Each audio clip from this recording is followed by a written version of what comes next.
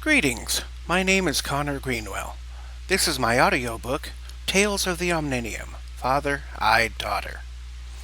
If you would like to acquire a physical copy of this book and you are listening to YouTube, check out the link in the description. Otherwise, you may find this and other works of mine on Amazon.com/books. Pen name Connor Marcus Greenwell. I don't have the budget for a studio, so I am recording this in my room. Apologies for any noises in the background. Also, I have a reading disability, so I may make occasional mistakes. Without any further ado, let's get into it. Chapter 1. Frozen Exile. Earth, Phase 3076, July 6th. Some events and constructs may be different than what you are accustomed to. The Earth presented in this story is the result of multiple time travel incursions. Many things will be different, while others may remain the same. Stanley Weiser, his wife Ellen, and their daughter Emily all lived in a small, mostly self-sustaining underground modular home in the furthest reaches of the Alaskan desert. Natural gas provided heat. Fish obtained by ice fishing and hydroponically grown fruits and vegetables sustained their nutritional needs. Electrical power was provided by an ingenious system of amplified solar energy and a powerful battery backup system for the dark season. All of this was discreetly stored underground, leaving the outside world only the visage of a small fishing shack. Hidden in the shack was the secret entrance to their underground home. Life was challenging, but manageable. Matic File. Stanley Rupert Weiser. Status: family. Missing. No recruitment date. Chronological and physical age, both 62. No MOS. Other skill sets: pediatric medicine, clinical psychology, genealogy, anthropological evolutionary psychology, mechanical engineering, computer science, robotics, author and inventor. Noteworthy mentions: Stanley Weiser won the Nobel Prize for inventing the baby boost, a technology designed to support a human fetus outside the womb. It was invented when his daughter Emily was born 4 months too early. The Weiser family used to live on the mainland of the U.S., but the Civil War that divided the Northwest against the Southeast and caught most of the country in the middle made that old life impossible. Soon there were no safe places for persons who espoused neither narrative, as each side forced others to pick a side or be considered an enemy. At this point in the war, everything northwest of Texas would be viewed as one territory, while everything on the other side of the line would serve as its adversary. Stanley tried to move his family to a location where they could remain uninvolved in the conflict, but found the border security between two halves of the country to be too hard to pass through. The government in its current location seemed far too involved and oppressive. Canada was no longer accepting refugees, but Stanley did manage to secure passage by boat to Alaska, one of the few territories not so heavily embroiled in the chaos of the ideological war. Not long after that, other countries started to experience internal unrest all over the globe. Stanley managed to take most of his wealth with him when he left, but in the process would have to leave behind his occupation, his reputation, everything he had worked so hard to accomplish. Matic File. Ellen Rose Weiser. Status: family. Missing. No recruitment date. Chronological and physical age 47. No MOS. Other skill sets: children's education, firearms, archery, percussionist, agriculture, equine biology, holistic spiritual medicine. Noteworthy mentions: started a charitable organization, feeding, clothing, and housing children displaced by the war. Although the charity served anyone, regardless of creed or origin, it was burned down by members of war, just before she and her family fled for Alaska. Ellen would have to leave behind her career path as well. She left behind her charitable organization for children who lost their parents in the war. Emily would leave behind all of her friends, all her connections, all her means of contact with the outside world. Stanley was once a college professor with doctorates in everything from physics to philosophy, and was an entrepreneurial inventor of several revolutionary medical technologies. Stanley would now fill his days with ice fishing, gardening, and infrastructure maintenance for his home. Ellen, who left her career as a neurosurgeon, would now have the task of homeschooling their daughter, Emily, as well as taking care of any medical needs in the family. Outside of their home, the nearest hospital would be a little over 400 miles away. Maddox file. Emily May Weiser. Status, family, missing. No recruitment date. Chronological and physiological age, 15. No MOS. Other skill sets. Painting, poetry, jujitsu, creative writing, gaming. Noteworthy mentions. At the age of 12, she nearly died from a then unknown food allergy. Medical technology saved her life, but she came back with an entirely altered personality, and stories of an existence beyond the material. Most notable is her complete lack of fear of death. When not being tutored by her mother, Emily spent the majority of her time painting, writing poetry, and practicing jujitsu. Their nearest neighbor, Jacob Bastian, who lived about 40 miles away, was a grand master in the martial art, and provided lessons in exchange for chores performed at his place of business, a bait, tackle, and snowmobile repair shop. Maddox file. Jacob Samuel Bastian. Status, retired, 13 years, captain. Recruitment date, 2/13/1722. Chronological age, 298 years. Physical age, 55. MOS, pilot. Other skill sets, jujitsu, explosive ordnance, gambling, wildland survival, cigar and whiskey connoisseur. Notable mentions. Inventor of the Old Black Cracker line of hot sauces and marinades, and former owner of Sloppy Jake's despicable restaurant and shooting range. In the back of Jacob's shop was a 20 by 30 room with padded walls and hardwood floors, with a 20 by 20 mat towards the left side of the room. On the other side was some empty space and a couple of heavy bags, both of which looked to have seen better days, all torn and taped up. The wood floor was scuffed and faded, but smooth. Emily, a 15-year-old small blonde American girl, was locked in sparring with her father.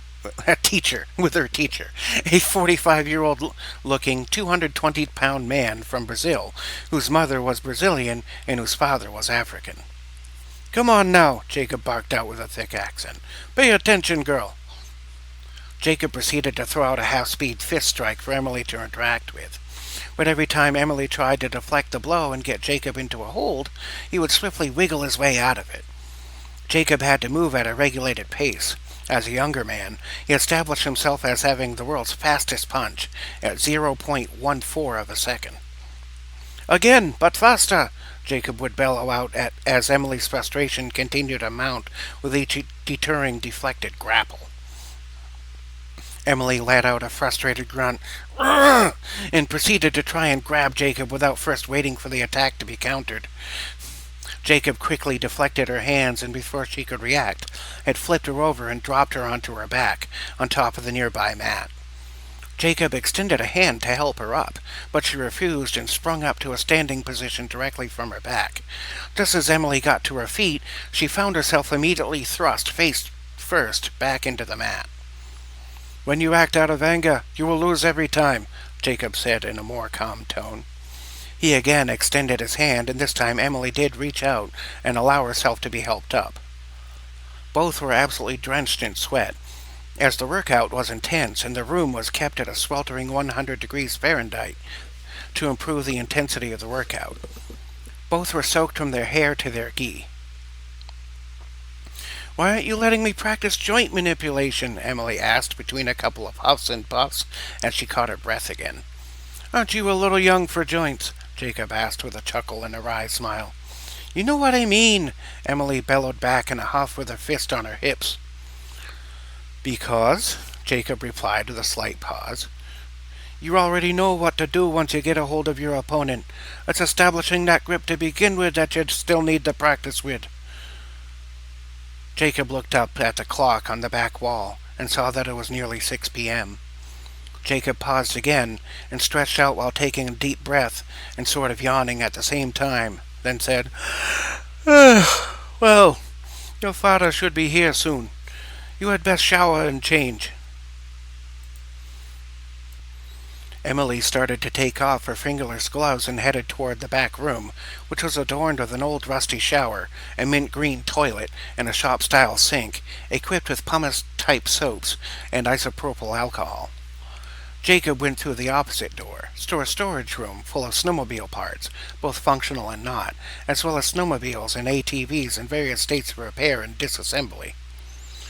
The room served as a garage, also being full of many types of tools and various scrap materials, from metal to wood and even old textiles.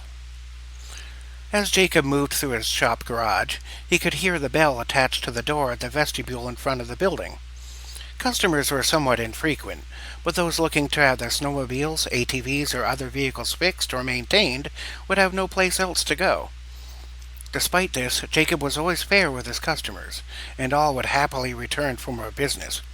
It wasn't a lot of income, but it was a steady stream. Rather than shop customers, however, Stanley and Ellen came through the doorway, removing their hoods, ski mask, and goggles as they came in from the whipping winds and temperatures that would frequently drop well below 0 degrees Fahrenheit. Their thermal suits made a swishing sound as they came through the door, kicking the snow off of their boots. "Hey, good to see ya," Jacob exclaimed, talking directly to Stanley. Then, turning his gaze to Ellen, he simply lowered his eyes some and politely uttered, "Ma'am, 'tis good to see ya." As Stanley set down his goggles and mask on the counter of the storefront area, Ellen seemed to hang back some, looking at the walls, taking in the vast array of parts and accessories on display. Ellen did not typically go to Jacob's shop unless Stanley was otherwise occupied.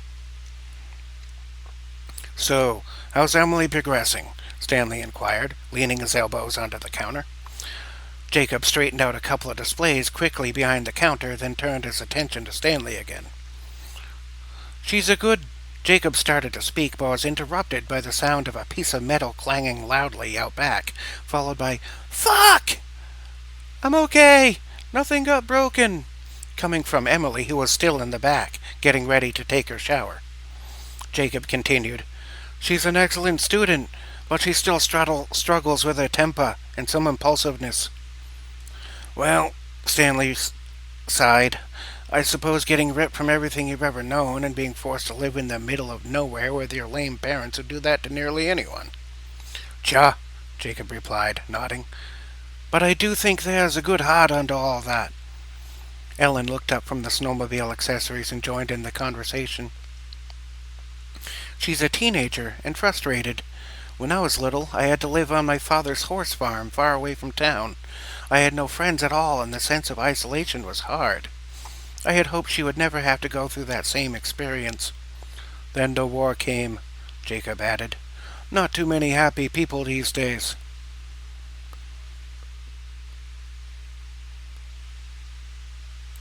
"Emily is going to be some time. I'll get her some coffee," Jacob said, turning around. Jacob went into a smaller room just off the storefront. He poured coffee into 3 old-looking coffee cups and set them onto the rectangular tin tray he had cut and welded together himself. He then grabbed 2 small containers containing lumpy sugar and non-dairy creamer from the shelf next to an old 1950s-style chrome-plated fridge. The fridge was modified with tail lights and reverse lights from an old 50s car, making the fridge look like the back end of a 55 Bellevue. Stanley, Ellen, and Jacob sat down around a small metal patio table that looked to be more rust than metal. The 4 chairs around it were fashioned from bar stools that had been shortened to the height of typical kitchen chairs. Stanley, Ellen, and Jacob continued to converse and drink coffee at the small metal table. Mostly they talked about how things were before the war, before the clashes of street violence, before different branches of the military took different sides in the conflict, before a person could be brought to trial, even executed, for speech uttered years ago. After about 10 more minutes of this, Emily emerged from the back room, dried off, frizzy-haired, and ready to don her climate gear. Ellen politely excused herself from the table and went out back to assist. The entire outfit consisted of 2 thermal layers, a snowsuit, boot, gloves, hat, scarf, goggles, all to protect from the vicious elements. As Stanley and Jacob conversed, Emily continued to go about the task of making sure she was absolutely dry. Going outside in Alaskan weather, even with just wet hair, could be enough to cause serious discomfort or even harm by way of freezing, especially now during this period of global cooling that had started after the eruption of the Yellowstone volcano, which left thick clouds in the sky, blocking out much of the light and warmth for much of the eastern portions of the Amerigo region. It was early July, and Floridia had seen temperatures no higher than 72 degrees. The Midwest was stuck in the mid-50s. Once Emily was ready, Stanley zipped his thermal suit back up again and set down the now empty coffee cup. The four of them exchanged pleasant goodbyes and spoke of plans to return the next Thursday for both amateur jiu-jitsu sessions and to have some maintenance performed on their snow track vehicle, which had been modified to run on diesel, kerosene, gasoline, or even cooking oil with a few chemical additives. A separate engine powered each of the 3 tracks, one of which was on the front, with the other 2 powering the vehicle from the rear. The interior of the cabin, which could hold 4 people, was heated by convection from electric heaters, which are powered by the vehicle's batteries and generator. The family of 3 got into their vehicle and started to head towards home. As the Weiser family's vehicle drove off into the distance towards home, other snow vehicles were approaching from the opposite horizon on the west, as the sun was nearly ready to set. These vehicles were wedge-shaped and had one long track on either side, a design very similar to those of all-terrain armored personnel carriers.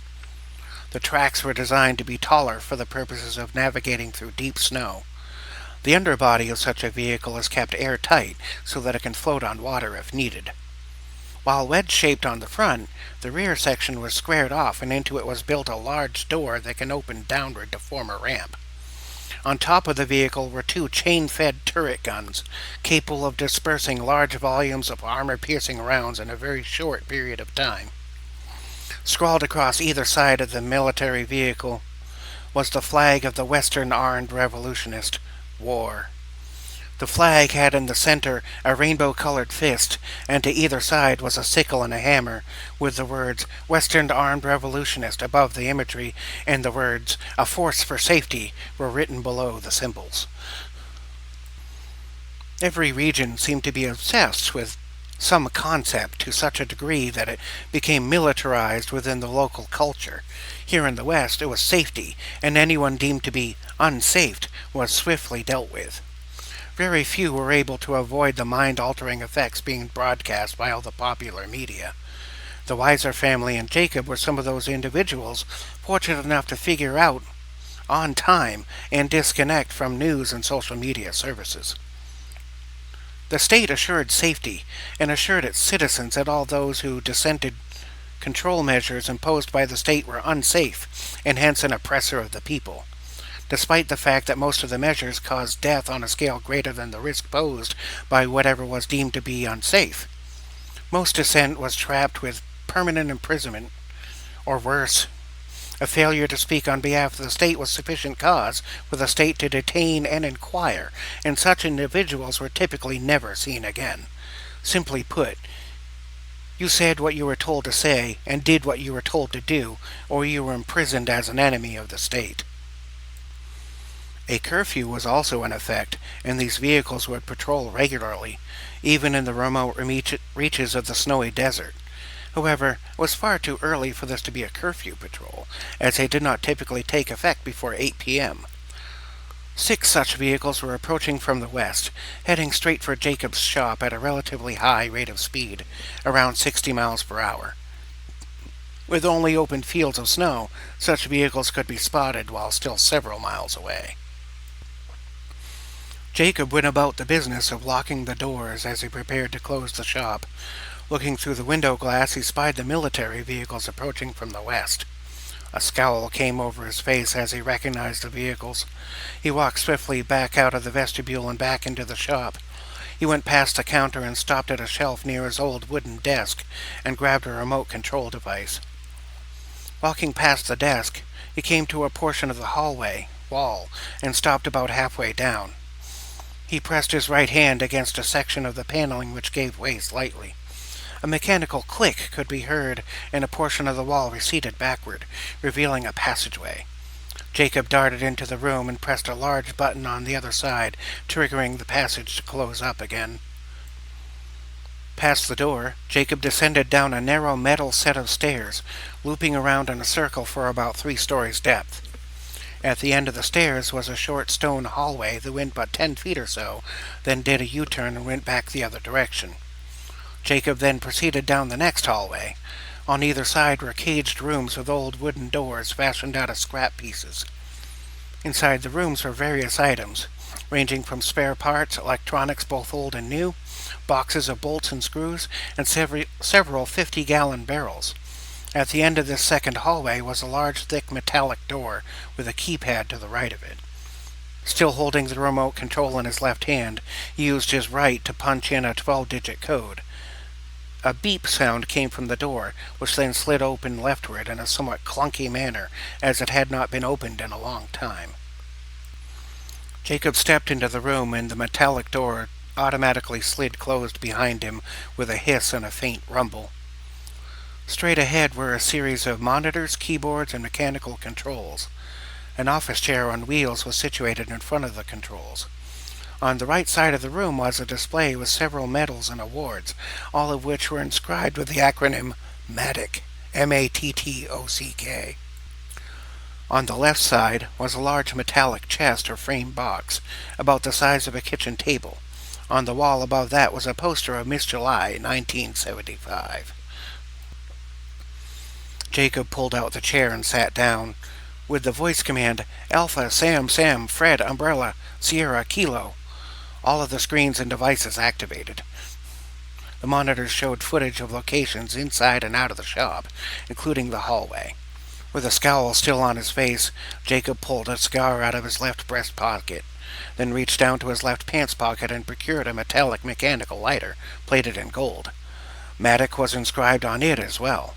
Drawing a few puffs, Jacob lit the cigar and set the lighter down on the table. He set his attention on the monitors, squinting slightly. Outside, 6 war vehicles were driving by in the distance. Inside the cockpit of the lead vehicle, a tone sounded and an alert appeared on the monitor next to the controls, which are situated on the left side of the vehicle. A shadow-faced figure in a black and red uniform turned its gaze to the monitor.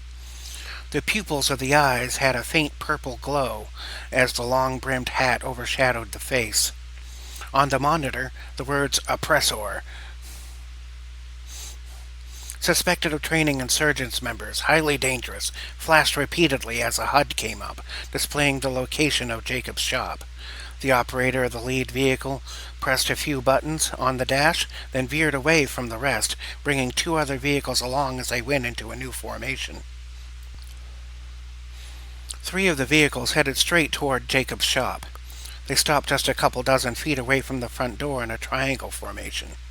Each rotated around in place, operating its tracks in opposite directions until the rear of each vehicle faced the shop. The rear doors opened and soldiers clad in black with red stripes stepped out. 6 soldiers emerged from each vehicle, not counting the leader. All wore ski masks, gas masks, and goggles, as well as a scarf. Only their leader wore no face coverings, yet his face was somehow obscured from plain view, leaving only a silhouette of a face with barely any distinction, save for the 2 points of faint purple light. A long black cape was draped over his shoulders, while all the others wore black from head to toe, including the gloves. The leader wore no gloves, and his skin seemed to be a light gray, almost silver. The day was overcast, gloomy, and bitter cold. The leader gestured toward the doors of the building's vestibule, and a soldier from either side of him went to the doorway and took up positions on either side. As the leader walked towards the door, others fell in behind. He stopped at the doorway, raised one knee straight up, and thrust his foot forward, striking the thick wooden doors so hard that they flung open, causing some damage to the hinges. The power and impact of the kick pushed the leader back about 10 feet, sliding backward on one foot before putting the other foot down. He raised his left fist to his chest, then violently motioned toward the door with a solitary thrust in the desired direction. The soldiers poured in through the now open doors, each carrying long rifles with laser pointers and flashlights attached. The lights in the building were all off as the soldiers took up positions, darting their rifles around in the dark to search for targets. The store was quiet except for the hum of a fridge and the scuffling movement of the soldiers. The leader followed afterward to assess the situation. A strange whirring sound started in the next room over where mechanical work was to be done on whole vehicles. It was a garage with 4 bays. Suddenly, the sound of engine revs could be heard, followed by a mechanical-sounding clunk. The leader gestured by turning his head, signaling soldiers to one side of him to go towards the garage. As 6 of the soldiers moved in, the revving got very loud and deep. The soldiers raised their rifles to meet the sound when the wooden wall suddenly burst open as a snow-tracker vehicle equipped with a snowplow smashed its way through. Gunfire erupted from the startled soldiers. The nearest soldier got caught under a tread and was brutally crushed, firing his rifle into the air as his face coverings became wet with gurgled-up blood. Another soldier was struck by the plow and pinned up against the counter as the vehicle ground to a sudden halt, pushing the counter and all its contents into a shelf lined with small engines and parts. The person struck by the plow was also crushed by an avalanche of small engines. The other soldiers had all opened fire by this time, riddling the vehicle with a horizontal hailstream of bullets.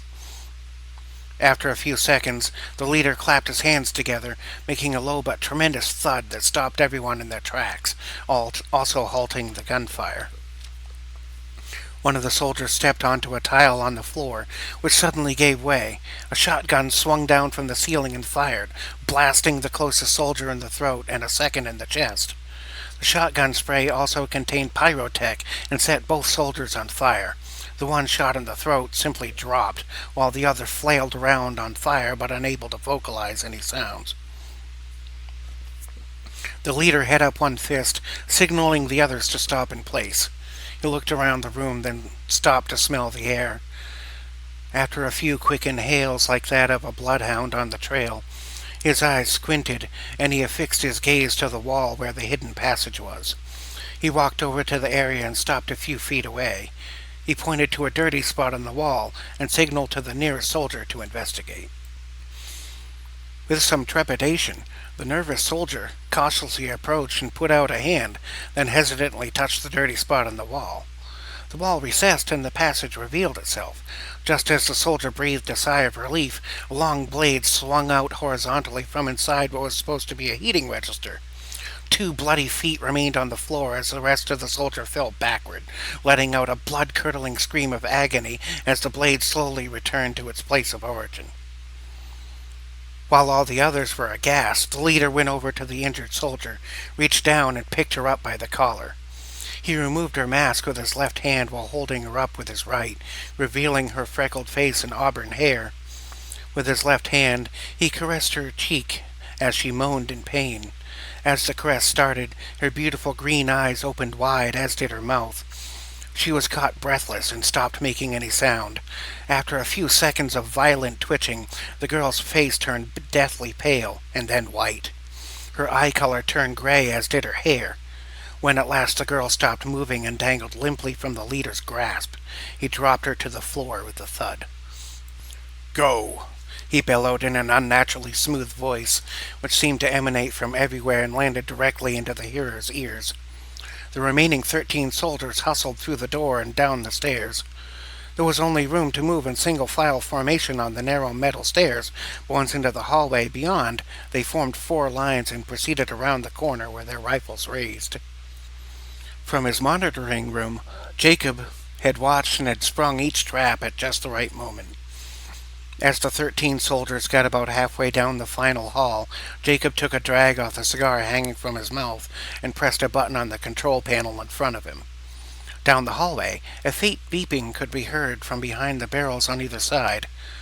One of the soldiers noticed a small metallic box with wires connected to it next to one of the barrels, but it was too late. A mighty explosion ensued, detonating all the oil and gas and using the bolts and screws as shrapnel. Inside the carbotanium-plated control room, Jacob was safe from the blast, but the noise was deafening. He had sought refuge under the table and covered his ears, but still let out a small yell at the intensity of the blast. The cigar never fell from his mouth, even when he winced and grit his teeth to bear the sound of the blast. All the monitors were knocked offline and the power went out. The battery-powered emergency lights in the monitoring room came on, but all the other tech was dead. He reached out to a foot-locker-sized chest under the table, opened it, and retrieved its only contents, a high-caliber, semi-automatic pistol and a combat knife. The length of the entire hall was now engulfed in flame. At the end of the hallway, a solitary survivor of the blast lay on the ground in a pool of blood, face first, struggling to breathe. The leader came around the bend, stepping on the back of the victim's neck. With a sudden twist to his heel, the neck under it snapped, instantly finishing off the remaining soldier. The leader squinted his eyes some and let out a low snarl. One eye opened wider as a clunk came from down the hall. Jacob had forced open the door just a couple inches to inspect the situation. A rush of air pushed flames through the doorway, but dissipated as the pressure between rooms equalized. Holding the gun in one hand, with the knife sheathed in his right boot, Jacob peeked through the gap after the flames had subsided, as the purple-eyed leader at the other end started to slowly step forward. As the leader stepped closer to the flames, they were snuffed out in a small area of effect around him. With each step, the length of the hall was being purged of flames, as though his mere proximity were extinguishing them. "Shit! Necrosidious!" Jacob mumbled to himself. Jacob put his gun into his belt and forced the door shut again. He quickly scrambled over to the large metallic chest on the left side of the room. He thrust the top of the box open, and reaching deep into it, past several cardboard boxes inside, pulled out a futuristic-looking rifle. It was jet black, but had sections on it that looked like segmented glass. He reached into the box a second time, and shoved a battery pack into where the ammo clip would be on a conventional gun. After smacking it into place, he slid back a switch on the right side of the rifle. It made a high-pitched whine for a few seconds as the glass sections lit up. Blue, yellow, then red. Jacob then stepped into the box and pulled the lid shut, taking regular, slow breaths. He waited. Jacob waited for the sound of the door being forced open, but it didn't come. Still, he decided to wait a little longer, sitting silently as he could in a cold, dark, metallic box. He tried to resituate himself, as some of the box's content poked him in uncomfortable places. Just then the box and all of its contents were violently jostled and shifted backwards. The box lay on its side the long way, forcing Jacob and everything in it to be harshly spilled out onto the floor. Now on the floor, Jacob lifted his rifle, intending to get a shot at the target, but before he could aim, the rifle was bashed out of his grasp. Before he could even react to that, he found himself being struck in the face and lying on his back. He could vaguely see the ominous figure standing over him through the now blurry eyes. He spotted the red glow of the rifle's lights and tried to reach for it, only for the rifle to be kicked away before he could get his hand halfway to it. As the rifle was flung away, Jacob found an icy cold hand around his throat. It suddenly felt as though his strength was leaving him. But Jacob summoned up all of his fortitude and managed to use a quick movement to escape from the grasp of the Necrosidious. With the same action as the escape maneuver, Jacob was able to pivot himself around and get beside the opponent and quickly grabbed a joint of leverage against him. This creature was brutally strong and lightning fast, but a martial arts master it was not. Jacob swiftly used his leverage to snap his foe's arm at the elbow joint, then rolled away to a position a few feet away from where the rifle had landed on the other side of the small room. With one arm still limp, the Necrosidious kicked the metal box right at Jacob, who managed to dive at the rifle and grab it, but was struck by the box in the process. The impact knocked Jacob into the wall behind him, but he still managed to keep his grip on the rifle and the cigar in his mouth. The Necrosidious snapped its own arm back into place and started to menacingly stomp across the room to Jacob's position, where he lays with eyes closed. As the Necrosidious drew closer, Jacob raised his arm and fired without even looking. A red beam of energy blasted out from the barrel, hitting the foe's center mass. The Necrosidius made a hellish shrieking sound and staggered backward a few feet. Jacob opened his eyes and fired again, blasting the Necrosidius in the face.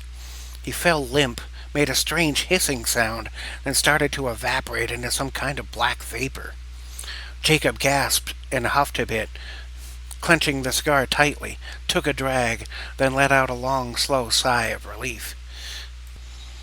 Out in the snowy fields, the other 3 military vehicles were heading in the same direction as the Weiser family. The military vehicles closed in by a few feet per second, gaining ground quickly. One of the vehicles remained in the rear, while the other 2 moved ahead even faster in an attempt to flank the Weiser family vehicle. In Stanley's snow track, Ellen happened to look up at the rearview mirror while Stanley was adjusting the environmental controls. "Ah, Stan! Those are war vehicles!" Ellen exclaimed. "What in the fucking hell?" Stanley barked out, nearly spitting out a sip of coffee from his travel mug. "What the fuck are they doing out here before curfew?" Emily, who was sitting in a single rear seat, turned around to the right side of the tool chest behind the rear seat. "What are we going to do?" Ellen implored, in ever-increasing panicked tones. "Give me a second to think, goddammit!" Stanley barked.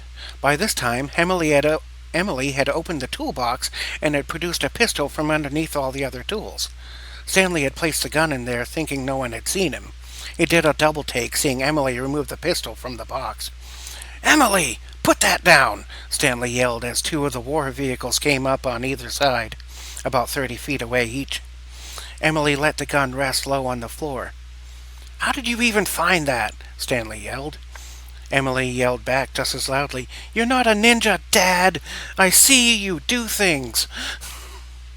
"Well then, see my lips and put the fucking gun down before you get us all killed!" Stanley yelled, pointing emphatically at his mouth as he uttered the phrases. At just about that point, the megaphone on top of the rear vehicle bellowed out, "Pull over the vehicle. Resistance will result in summary judgment." "Just outrun 'em, Dad. This thing can do 110 miles per hour. They can only go 90 because of all the heavy armor," Emily yelled into Stanley's ear from almost beside him. "How in the hell would you know that?" Stanley barked, with a raised eyebrow. "Because Jacob lets me drive all the trucks," Emily replied, looking down at the floorboard, still holding the pistol.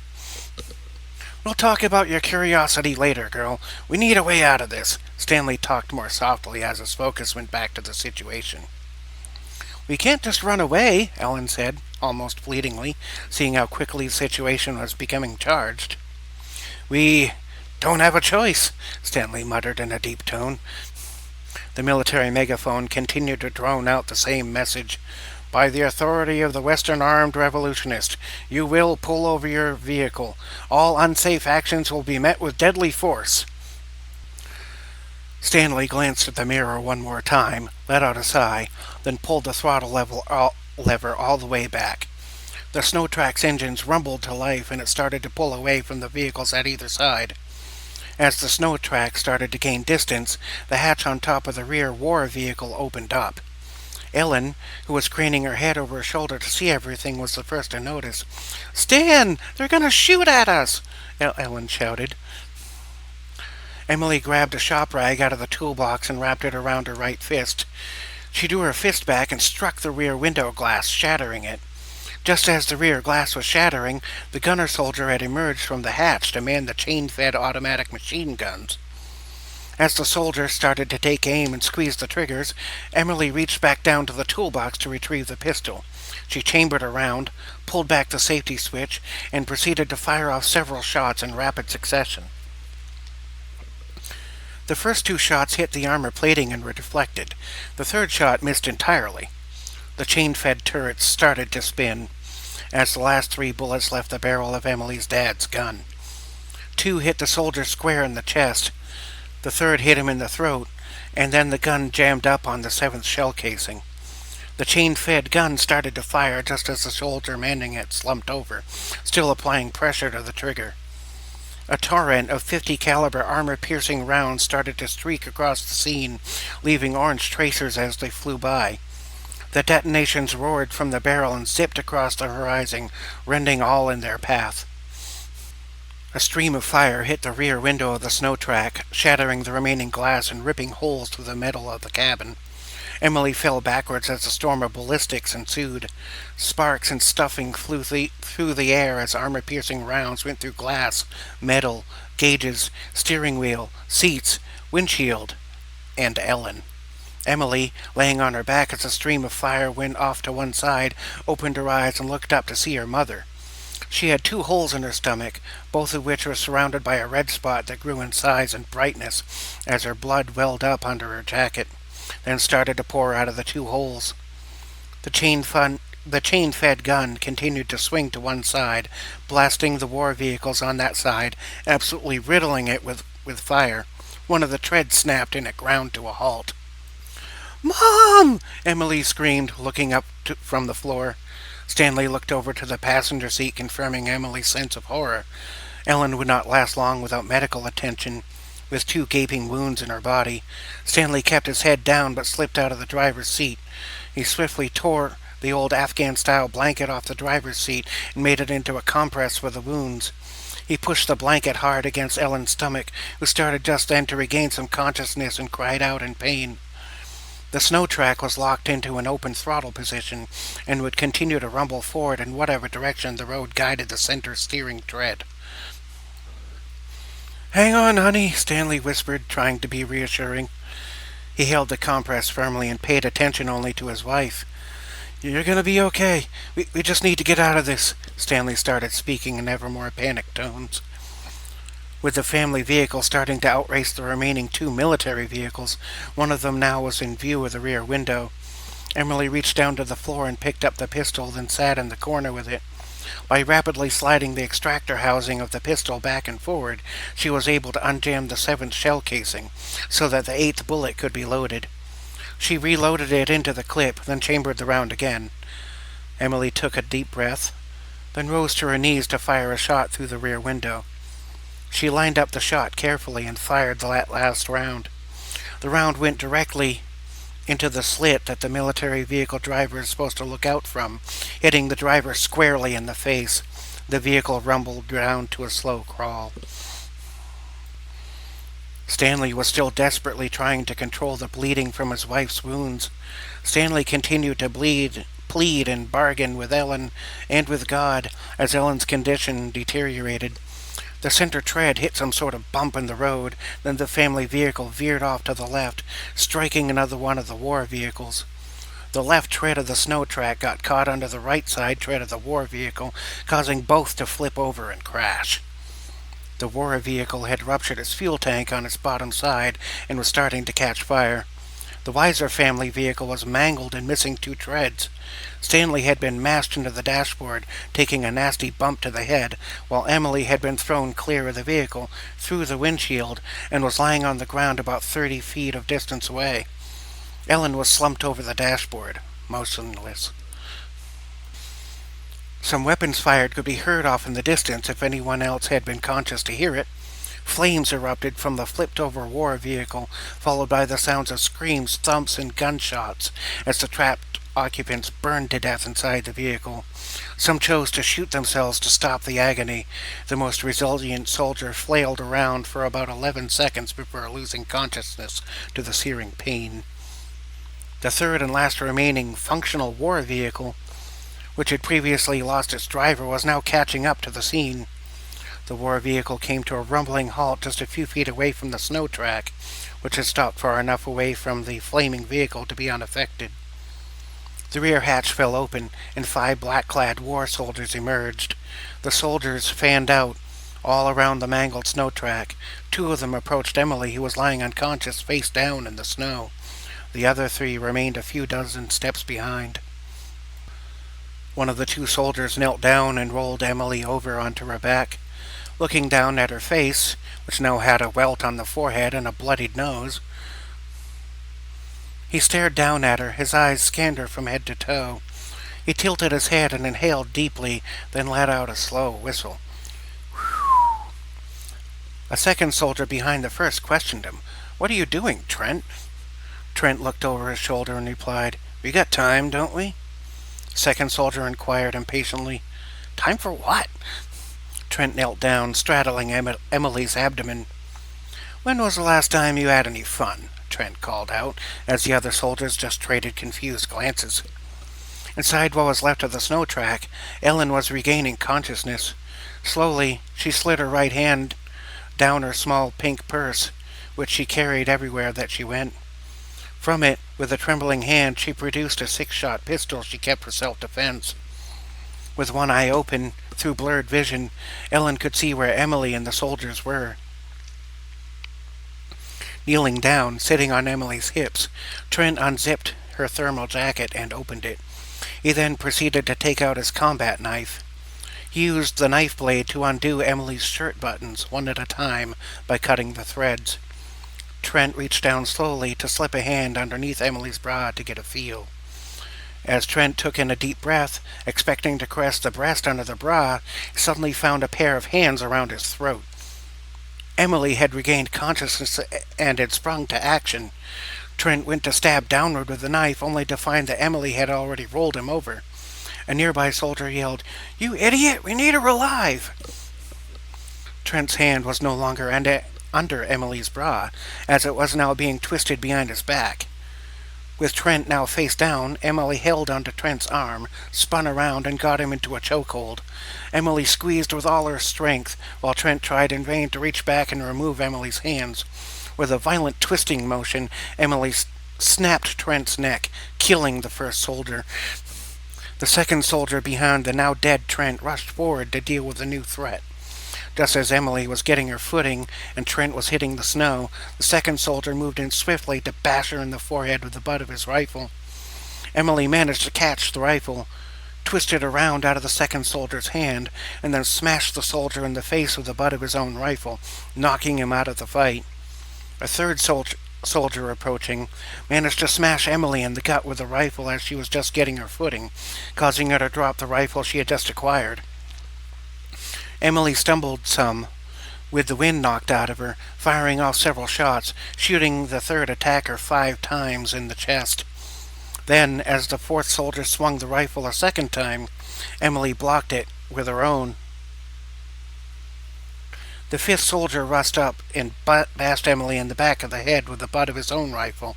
Emily fell forward, face first, and wasn't moving. The fifth produced a pair of handcuffs, intending to place them on Emily. By now, the 6 soldiers from the disabled vehicle were catching up to the scene on foot. Just as other soldiers arrived, the 5th soldier opened a set of cuffs and started to smile. 6 gunshots rang out in rapid succession, striking the 5th soldier and 2 other soldiers 2 times each. Ellen had retrieved a revolver pistol from her purse and had shot 2 soldiers from inside the cabin of the snow track. Each soldier shot was first hit in the chest, then in the face. The gun continued to go click, click, click with every trigger squeeze, but it was out of bullets.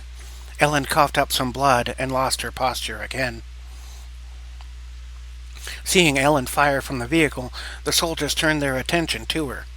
Over the next several seconds, Ellen was shot more than 60 times by the remaining 7 soldiers as they riddled the cockpit with an onslaught of fire. After that, there was barely anything left of Ellen's upper body. Somehow, none of the gunfire had struck Stanley, who was still unconscious in the driver's seat. A soldier in the back of the formation yelled, "Let's just take the prisoners and get the fuck out of here." One of the soldiers broke off from the group to explore the snow track. He put a finger on Stanley's neck to feel for a pulse. "The old man's alive, but the bitch in here is toast," the soldier called out. The remaining soldiers made sure to remove any weapons and started using zip ties to bind Stanley and Emily's hands and feet. The next soldier to whom leadership fell backed out. "Hey! Old fucks aren't useful. Leave the boomer and take the little bitch in the snow. Besides, we already took the money, so he gets to live." A blizzard started to pick up speed, so the soldiers moved more quickly. Emily was bound up and tossed into the back of the remaining war vehicle. The dead were simply left on the ground and in the cockpit of the snow track. The new leader celebrated by standing with a whooping shout. We can be proud of what we've done here. 3 extremist terrorists have been apprehended today, and as a result, our land is now much safer from the fascism of individuality. Equity for all! Death to the rebellious individual! The remaining soldiers shouted in unison. The soldiers stepped inside. The rear hatch was closed, and the war vehicle moved on back to its patrol route, with Emily bound up inside. This is the end of Chapter 1. Please go to the next video to listen to Chapter 2.